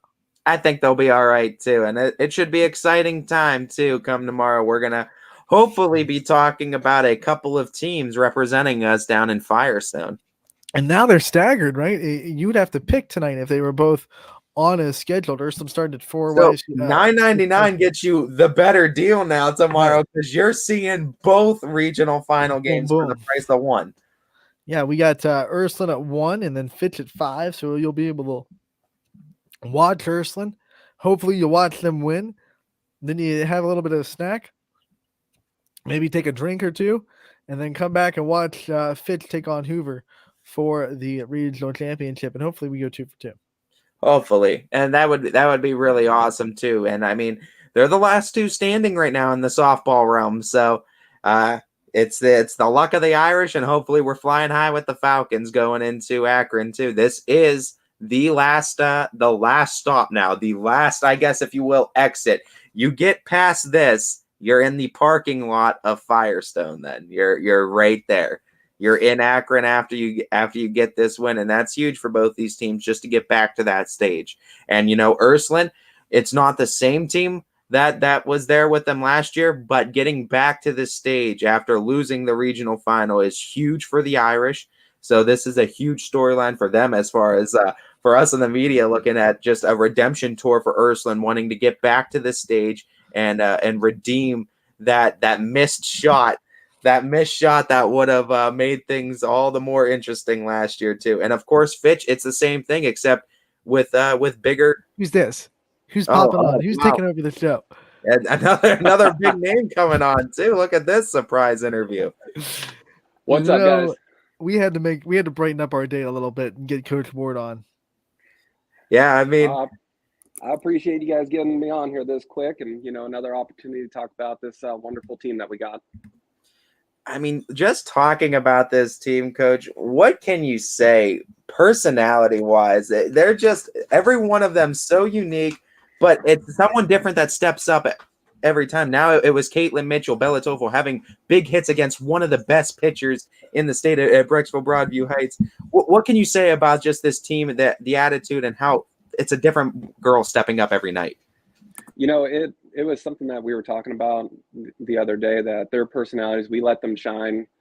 It was hilarious going into the coaches meeting with the umpires at the beginning of the regional game. And this is just a small snapshot of how just much fun these girls are having together. So I'm shaking hands with Rex Mack, and, we've known each other for years, and meeting the umpires for the first time. The girls all come out and they start singing Happy Birthday, the Happy Birthday Bella song, but they're directing it to me. So the umpire's like, "Oh, it's your birthday? Happy birthday." Rex is like, "My goodness, Coach." I'm like, "No, it's just our team, what they do. I can't explain it, but it works for us." And it's just things like that they do that just really connect them together. It's their crazy personalities. They all mesh well together. And I really think it helps their performance because, again, somebody is stepping up different every day. And we keep preaching the messages, stay steady, stay steady. We've gone to say, be a goldfish, have that 10-second memory of something good, something bad, let's move on. And they've really embraced everything that the coaching staff has been trying to do. I want to talk more about this regional game and the way it went from your perspective. And you guys set the tone early with the first run. And then, you were able to get out of a couple of jams and keep tacking on runs. There wasn't that crookeding, but you kept consistently putting pressure on that defense. And eventually that defense broke a little bit, made a couple of mistakes that you were able to take advantage of. From your perspective, how did the development of that game go, and how proud are you that the players were able to just stay the course throughout the entire innings 1 through 7? Anna Wise is an all-state pitcher. And for us to have 2 strikeouts on the day against her and have the performance we did at the plate, the players are just embracing the message, trusting themselves. They are all high-level players. And now their confidence is through the roof. So it was a great approach. We stayed steady. We had a lot of opposite field shots, which is, we knew that they were going to try and work the outside, especially with Anna's backdoor curve being a lefty. It's starting on the chalk and breaking over into the plate a little bit. And we just stayed steady, took advantage of when she left something over the plate that we could get. And, it always helps when A. Ray is starting us off in the lead spot and, she smacks a hit right out the gate and everybody just breathes a little bit easier and feels a lot more confident to say, yep, we're going to have a good day today. Take that a step further and we've had her on Running Point. We highlighted her, but just to get from your perspective, only a sophomore, but manning the shortstop position defensively extraordinarily well. And of course, every coach's dream for a leadoff hitter as well. What can you say about her development personally too, and what you're seeing out of her as a complete player? I believe it was the 3rd inning, Grace O'Malley was up and Sid threw a beautiful changeup, got her slowing down her bat, makes contact in the 5-6 hole. They're already rounding, sending people home. She does this off balance. I mean, it looked like Derek Jeter. If you're a Yankees fan, if you're not, I'm sorry. But that's as best as I could describe it, as off balance, 1 foot across the body, throws an absolute dart to get the 3rd out. And right then and there, I really think that just kind of stole their soul in the game. That, as David Goggins says, you go out there to steal souls on that one. And Ayla Ray took it from them. And just her approach at the plate, I know you guys talked about her 2-strike approach, how she adjusts. She is just supremely confident. I 100% believe that she's a D1 player in the future, that any college that picks her up, is going to be very lucky. And don't forget how versatile she is as well. She's a heck of a catcher. I mean, she's probably one of the better catchers in the state, along with McKenna. And we're so fortunate to have that balance there in case we need it. But, with her being an excellent catcher, I mean, you can't argue with being an all-state shortstop as well. I want to talk about Sydney Watts in this game too. You can attest to this. I know I haven't seen too many of your games live, but I thought it was the best I'd seen her pitch live. The consistency with her pitches, how efficient she was with her pitches, didn't get behind too many hitters. Against that lineup, especially the top of that lineup. I mean, how impressed were you already just of how much she raised her game to even a newer level in this regional semifinal? You know what? When she puts that face mask on and has the war paint on, it's a different person that steps out there. I know Sydney, and you see my social media, she dressed up as the Falcon yesterday. She found a 1990s basketball uniform, was wearing it around in school the other day. And she's just an absolute joy, happy-go-lucky kid in the classroom. But, man, when she walks into that circle, it's game on. Like, she just accesses this mentality of, she is a beast. And she is not afraid to go up against anyone. For her to get 2 strikeouts against Chelsea Mack is just sets the tone, especially in the 1st inning where, we get her out because, I mean, geez, that Chelsea Mack, I think that's the fastest person I've ever seen run a base. And, for us to keep her off the bases, I mean, when she laid down that bunt, it took 2 bounces in Soph's glove. Soph turns to throw, and she's already by the bag. And it's like you couldn't ask Sophia to play it any better. It's just, if it takes 2 bounces, don't even throw it. So for her to match up against her, and that's always, I think, the biggest challenge for pitchers that are younger. So you have a 14-year-old that is obviously a D1 prospect going up against an 18-year-old that has signed and committed. And you have that 3 extra years of high-level experience. And for her to just, be able to keep her off the bases is just a testament to just how mentally strong she is, how much she trusts the pitches that are being called and then finishes the pitches that are being called. You work very closely, I know, with JV teams and with the youth programs too for softball in Austintown. Is this something we can expect for the next coming years of youth softball players coming in and making immediate impacts as freshmen and sophomores? When my wife was head coach of the program in 2005, and then until 7 years ago, I could honestly say that there's been at least one freshman that comes up and takes a spot. And we are just loaded with talent in the 8th grade, in the 7th grade, 6th grade, 5th grade, and down to the 4th grade that we get to go, watch them play. We get to go be around them, have the camps with them. Fitch softball is here to stay for a long time. I guess everyone would say that's a blessing, but from your perspective, I mean, it's not, because you only have 9 spots that you can give out, and you're going to start to be loaded with people that probably earned the spot and would be at that spot any other team, and you're going to have to pick and choose to put the best team out there that gives you the best chance to win. I mean, from a coaching perspective, talk about that, trying to evaluate these girls as they come into freshman year, what you're looking for to know, hey, I can trust them to go into a varsity level, and I can trust them to step up in big situations, and what you're looking for to kind of them to prove that to you. Players play, and you're going to notice that again, we run a 11 month a year program here. So, once our season is over, hopefully in the next week and a half, they'll get a little bit of a break. They'll get about a 2-week window, and then we're back at it in the weight room, and we'll take advantage of our contact days that we have. And, those are all times that players start to mesh with one another. And there are so many opportunities. I mean, I think we average usually in a game anywhere from 12 to 13 players contributing in one way or the other, getting into the field. But a testament to our program is that, players understand that everybody is important. Everybody. I can't stress that enough. I know that everybody wants to be out there, but once they understand their role on the team and how they can help the team, and there's opportunities to get out on the field, but when you're not out there, here's the role we need you to play, and they embrace it. I'll tell you what, that is why we're so successful. We don't have any poison in the dugout. We don't have players forming little groups of, oh, I should be doing this or this.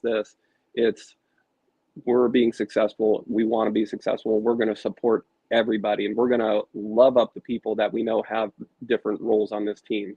So when you look at program wide, when you could get high level girls that, we do have players that are on our bench that would start in other programs, absolutely.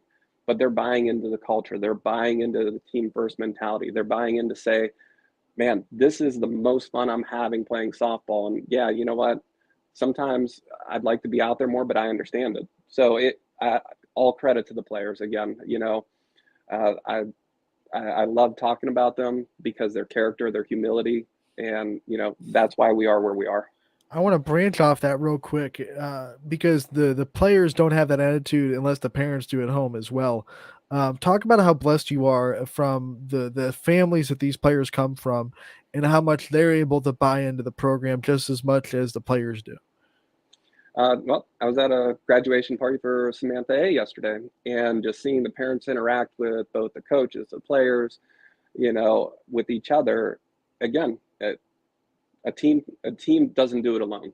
There are so many support systems out there for Fitch. It is unreal. And every parent loves to see these kids succeed, because as I was talking to Curtis Mitchell yesterday, he's like, I love seeing this player. I've known them since they've been 4 years old. I've coached them in this one. And that's the same story throughout all of our parents. They all grew up together. They all know each other. Many of them are Fitch grads themselves.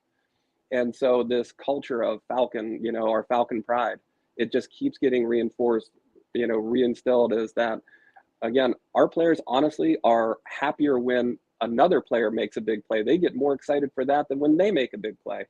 And our parents are like that too. So shout out to all of our parents, especially to our booster club, our booster board. I can't tell you, it's over 1,000 text messages that I've had with Steve Hogan, and our booster board, Steve, Shelly, BJ, Shane. I know I'm forgetting one person. I completely apologize. Like, they're nonstop building up these girls in this program. I mean, our girls have the best gear. They look the best out there. They have everything that they could ever ask for. And that's because the parents are all bought in as well. So shout out to all of them. You talk about that Falcon pride too, and I know with the game being moved, I want to just ask you, final question for you, Coach. What kind of an advantage is it to have this game be played at YSU Softball Complex, and how much you're going to need that Falcon pride to be on full display tomorrow? Well, we saw that post that they want to turn YSU into North Canton East. and our parents took that very personally, and so they're rallying nonstop to get people at that game. I think you're going to see a sea of red and white and blue in the stands, just going crazy for us. We know we're going to have a big student section there. It's going to be exciting, and the girls really feel loved up by this community, by our school. I know Allie Foley mentioned it that some school systems don't celebrate all the sports teams equally. Here at Fitch, everybody is all in on softball. I had about 18 different people, custodians, parapros, teachers, stopping in today just asking about the team, asking about the girls. So everybody in this community is in on Fitch softball, and we love them so much for it. Before we let you go, I also want still a quick preview of this Hoover team for people that aren't out, aren't going out and scouting themselves, and obviously what they bring to the table, what Fitch fans should expect from them, and how you want to game plan against them without giving away the farm, of course. Well, here's our game plan: be us, and that is our message throughout. Is that there have been times in the past where it's like you're trying to really game plan, trying to figure out what to do one thing, maybe try to give you advantage. Our advantage is us. And I say that humbly, but I believe we are the best team in the state, that these girls believe in each other. So our game plan is just be you. We talk to them that they don't have to be Superman or Superwoman out there. They don't have to try and access this different level. It's stay steady within yourself, be yourself. That's honestly the game plan. And, we haven't even honestly talked about Hoover to the team very much. They know the players, who they are. And, for your audience, they got Sydney Koosh on the mound, who is going to Robert Morris, is definitely a D1 recruit. She commands the ball well, likes to go up, likes to go out. Our players have played against her in travel. We've scrimmaged them at the beginning of the year. We had some success against her at the beginning of the year. So in all honesty, they have Faith Kiko, who's an all-state player behind the plate.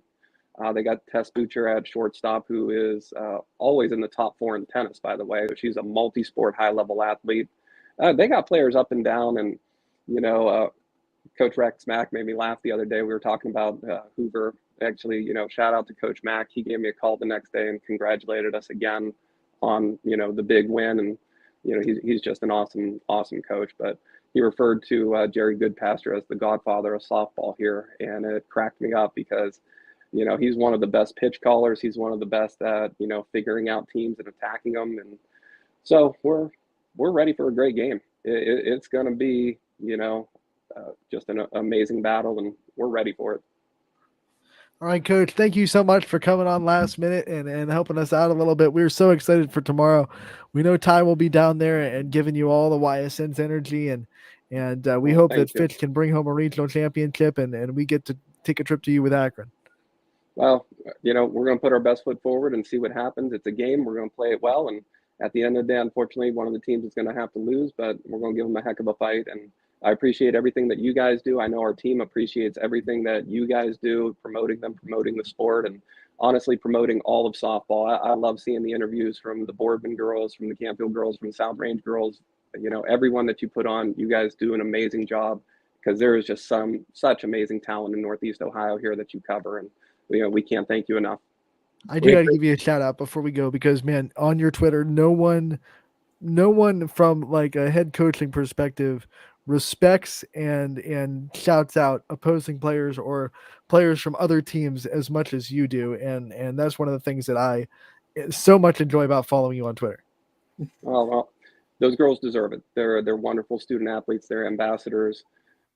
For other coaches that dislike other players from teams is ridiculous. All these girls put in an amazing amount of work, and they play the game right, and I always give them credit, always give them shout outs. We're going to play hard against you when we have to, but other than that, I want to see them succeed. I want to see Ursuline just completely blow out Massillon Tuslaw at 1 o'clock. I don't even want it to be a game. I want them to score 15 runs and be done, because that's how much I believe in them and their coach and their players. So go after it, Coach.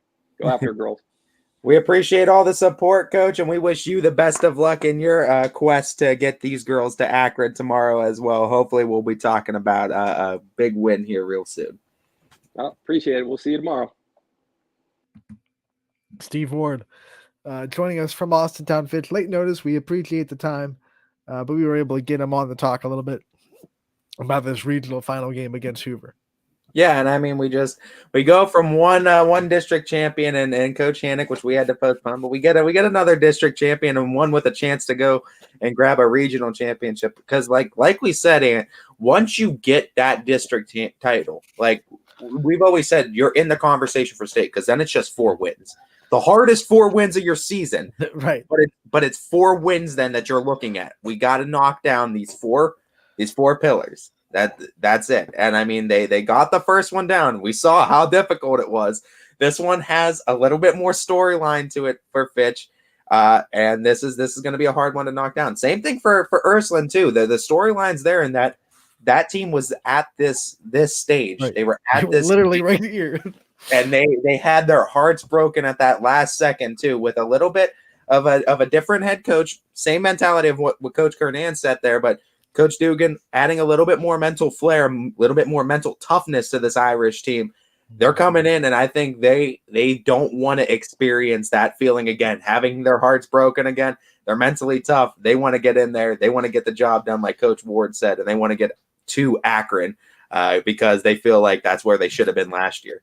For Ursuline specifically, everything that they've done up to this moment has led to this moment, right? This has been in the back of their mind all season. Like, we got to get back to this point, whether it's against South Range again or not. I was talking to Coach Dugan after the game on Wednesday, and she goes, we would have loved to play South Range because it's a local matchup. And, we wouldn't, it wouldn't be like if we lost to them, at least it would be someone that is from our area that can go represent our area. And that's what you want is a local softball coach or someone that's trying to grow the game. But she goes, it's just everything that we've worked on led us to this moment, whether it was against South Range or against Tuslaw.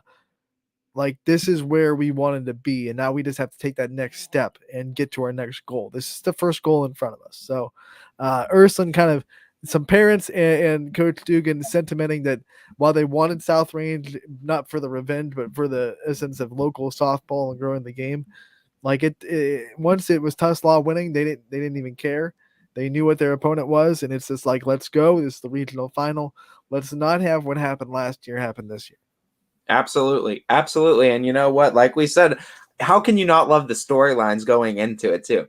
Like as media fans, how can you not love the storyline of Ursuline going all the way back to this point? And how can you not love the storyline of the rematch of Fitch and Hoover, but on a grander stage than it was last year too? Just raising the stakes. Like, these are 2 great stories going in tomorrow, and you can get both of them for $9.99 too. You get access to both games too, and that's one of the biggest steals I'd say that we've had all season long too. 2 regional final games that are going to be good.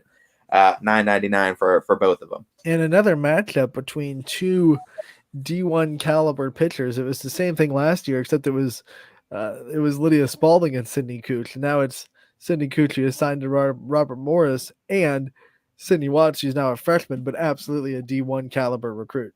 They were like, we need a Sydney.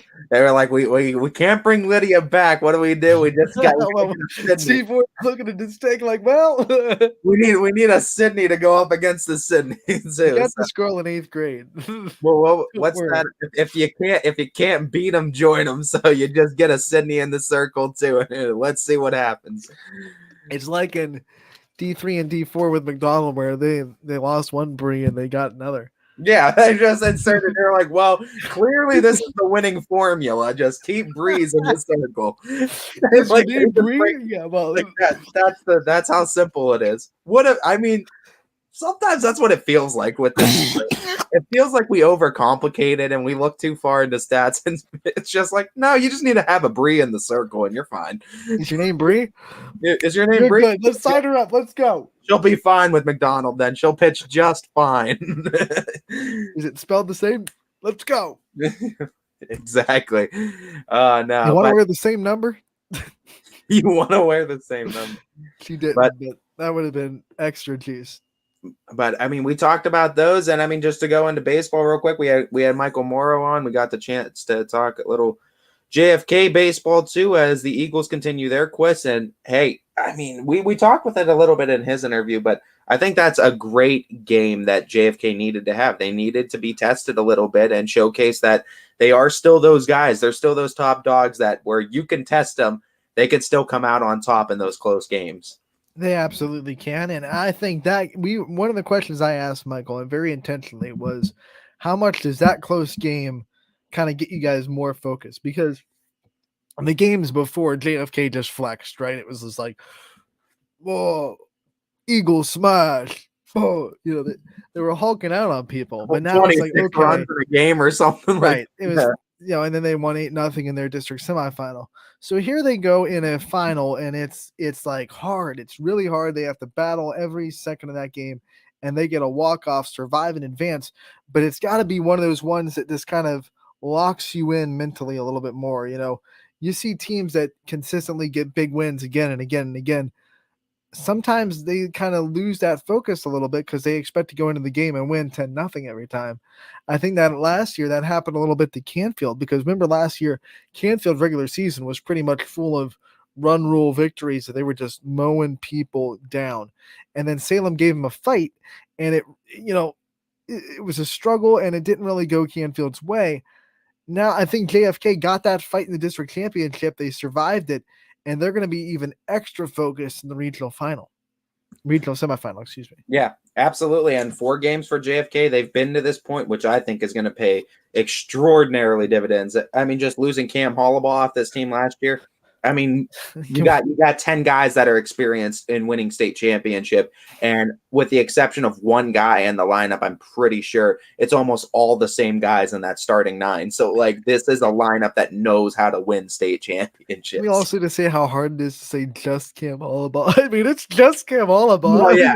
No, but I said just as in that was the only one. There was one but it's there. Yeah, it's so hard to say it. It's just Cam Hollabaugh. I mean, he's just only a guy one that's of, going to play 2 different sports in college. No it's big just a deal. guy that holds how many records and how many different sports at that program. Like, it's just like one of the guy that won the Player of the Year in Trumbull County for both football and basketball. Probably would have won it for baseball if they gave one. Yeah, I mean, he was phenomenal. But that's the thing. JFK is another team. That's kind of their storyline, and that's kind of what their identity was. Is that we are more than just one player. Like, Cam is an all-state talent. He is a phenomenal talent, one of the best to ever do it at Kennedy, no doubt. But our identity can't be one player. And I mean, I think that's why guys like Michael Morrow, Gavin Schrum, like, really took into that, saying, like, just because we lose this one guy, we're not a parody of the team we were last year. We're still those guys. And I think them getting back to regionals is starting to not only prove to other people, but prove to themselves that, yeah, we are still those guys. This JFK team has eerily similar parallels to not this season's Springfield football team, but last season's Springfield football team, where they can, obviously JFK won the state championship last year. So that's the key difference, because 3 years ago, Springfield lost the state championship game. But that next season, they came back with even more mental focus, and it was like a drive to get right back to that game. And even though that state championship didn't go the way of the Tigers, it was a much better performance in that game. They were one play away from winning a state championship. So I think that, when you get there, whether you win or lose, you get to that championship game, it gives you this, like, almost, it's like a eureka moment. And like, if you bring back so much next year, it's this winning mentality that drives you all the way back. And I think JFK has that as much as Springfield football did 2 years ago. You get a taste of that atmosphere and you're instantly addicted. You're instantly addicted, and you want everything, because, like, every player wants to make it to that stage. There's no doubt. Everyone wants to make it to the stage. But once you get there, right, the want to get back to that stage is almost, I think it's greater than the want to initially even get there in the first place. I think that the want to get back to that stage, once you tasted it, I think it magnifies and it intensifies too amongst players. And I think it's an example of what you're seeing. And you talked about this too. I mean, just to keep on track with baseball, we might not see South Range Ursuline in softball, but we have a chance to see it in a baseball regional final, though. There's a very good possibility to see that matchup in a regional final. And you think, like, back in before the super district stuff happened during the COVID year, that was always a district championship kind of game. I remember very, very, in my South Range alum and history, it was always like, hey, South Range versus Ursuline, here we go again in baseball district championships. Back when Urson and Anthony Rowan, who was just a beast in baseball, by the way. I'm sure Urson baseball gurus know that name very well. It was just like Urson was that bugaboo that you couldn't get past. It was like, okay, they're in the district championship game, but why are they even in our division at that point? Now I think both programs are at a much more even level than they were 6, 7, 8 years ago. And I think South Range, man, here we go. They're like right here, and Urson's right here, and it would be awesome to see those two square up in a regional final. I would love nothing more than to see the two local match up too in a regional final, and what a regional final that would be too, between two of Division III's best. And it you know, like I said, it would date back to an old rivalry in the district. So, you know, there would be some you know, between the communities at least, there'd be some bad blood there, which always makes things a little bit more interesting. Yeah, absolutely, no doubt. I mean, it's gonna be a fun matchup if that happens. Obviously, South Range and Ursuline each got to take care of business, but it should be fun. Apple Creek Waynedale, I believe, awaits Ursuline, and South Range is Gates Mills Hawken. Is it? Yep. Yeah. I thought it was Gates Mills Hawken. Yeah. Yes. Because University School was Louisville's playing University. Yeah, that's right. I try to keep all these ones in the old brain. GFK is playing Hillsdale. Yeah. So you look at baseball versus softball. We had Canfield, Ursuline, South Range, Fitch, and regionals for softball, and we have Ursuline, South Range, JFK, and Louisville. So 4 apiece in both baseball and softball. If that doesn't prove to you how good both sports are in the area. Absolutely, and I mean we've seen that showcased on full display this entire season, and how much quality of talent we have right here. And I mean it's showcasing again with how many teams we have still alive in baseball and softball this late in the season. Yeah, and it's great. You know, when you look at the talent and the coaching in the area, it continues to boggle my mind how blessed we are.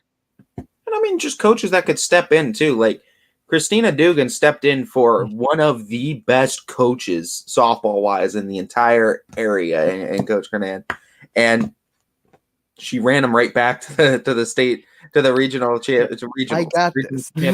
Like, I understand. Like she took what was already put in place. And there's a lot to be said about the girls carrying it too. That like the girls, the talent, like all that was already in place, and what Coach Kernan did. But there's still something to be said about what Coach Dugan has done for Ursuline, and just stepping into this role and just showcasing how great coaches we have in this area, and how many assistant coaches there are just sitting on benches somewhere waiting for their opportunity, because you're seeing it on full display how deep the coaching talent is in this area. You look at both Ursuline coaches; they were both a part of this program last year, so they know the program. They just weren't the head coach, and you can kind of see how important that is to have someone that knows exactly how things are run to take over the head coaching job. I think we saw it in basketball when Coach Fender took over Poland for Grisdale. He kind of understood exactly what Grisdale was doing to make that program so special. And even though there were a lot of injuries on that Poland basketball team, Coach Fender kept that program mindset exactly where it was, and it's why it was as successful as it was. And that's huge too. And then you see new coaches too. Coaches like Coach Carson over at Lakeview too, doing great things with the Bulldogs after spending his career under Coach Ganeri too. His playing career under Coach Ganeri over at Niles, and you know what Niles has done. And I mean Coach Reese, Coach Reese with Cardinal Mooney, another one of those Did you newer. see the comment from the Casual Sports Podcast? Yeah, there you go. Were they waiting in the wings? They're waiting. Boys, how we doing? Should we go comment on theirs for the running point account? But no, I think the amount of coaches that we have seen though in the area too, it showcases how much talent there is in both the baseball and softball world that's just waiting. And take that with all the sports too. We see it in football, we see it in basketball. There's something about Northeastern Ohio, and I mean, I'm not just saying that, pumping it up and gassing up this part of. There's something about the coaching and just the sports talent that comes from here, because we see a lot of Northeastern Ohio, but a lot of Ohio talent anyway, coach at national levels, coach at college levels too. Just a lot of great coaches originate in Ohio. For whatever reason, you can call it Grit City, you can call it the nature that Youngstown brings, but for whatever reason, it is a hotbed for coaching, and we're right on that precipice where we're got a couple of veterans that are kind of in their last couple of years, probably. We hope not, but probably in their last couple of years, and then we have a lot of new guys that are taking over, and it's this kind of in between, area time in our area where we're seeing a lot of good young coaches and a lot of good veterans that have been staples in their programs as well. It's one of the most interesting times, and I think people need to start like really looking at the sports, especially at the high school level locally, and just start appreciating the unique time that we're in right now, because I don't think we're going to have it again. Where, like you said, Ann, we're kind of stuck between old school styles of play and new school styles of play in almost every sport we're looking at too. Baseball, football, basketball, volleyball. Like we're looking at coaches that had success prior to, but there's new ways to win in all these sports that we're seeing too. And we're seeing these new coaches implement these new ways, new styles of play, new offenses run. We're seeing more people pass the ball in football. We're seeing threes taken a lot more in basketball. And I mean, like we're talking at third. She's an awesome coach too. Yeah. Nicole Fiddler too. Stepped in at third during Green Game. Awesome coach. And that's another Steve Ward shouting out his assistants. But sports are evolving too. But like you said, Ann, we're at that interesting point where we have a mix of old coaches, new coaches, and a mix of old styles of play, new styles of play. And it's really creating a lot of unique matchups. And I don't know if we're going to see that. I feel like as years go on, everyone's going to transition to the new style of play, and we're going to lose this slowly as years start fading away. That's very interesting because, you'll look at the programs that are we're in the regionals this year for baseball and softball. Steve Ward's been there for 7 years, but he's been in the program for longer.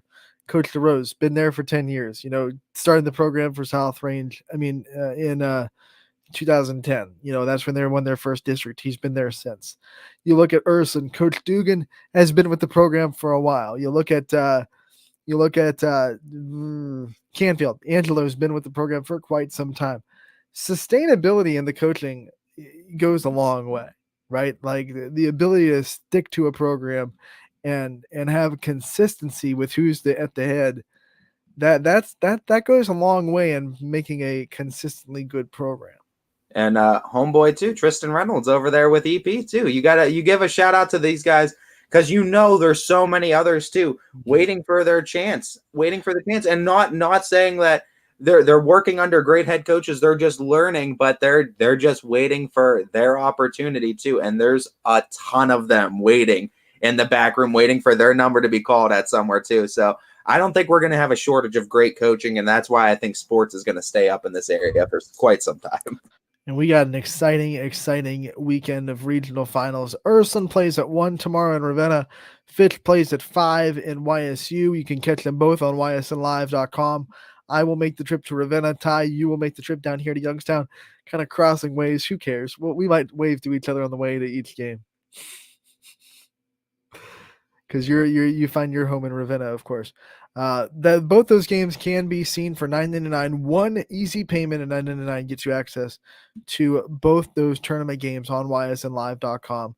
Casual Sports Podcast coming up next from 2 to 3. Power Hour from 3 to 4. Me and Ty, we're taking a 70-hour break. We'll be back on Monday from 12 to 2. Until then, have a wonderful weekend. Enjoy the regional championships. Class B baseball will also be on the network all day on Saturday. So make sure to tune into that as well.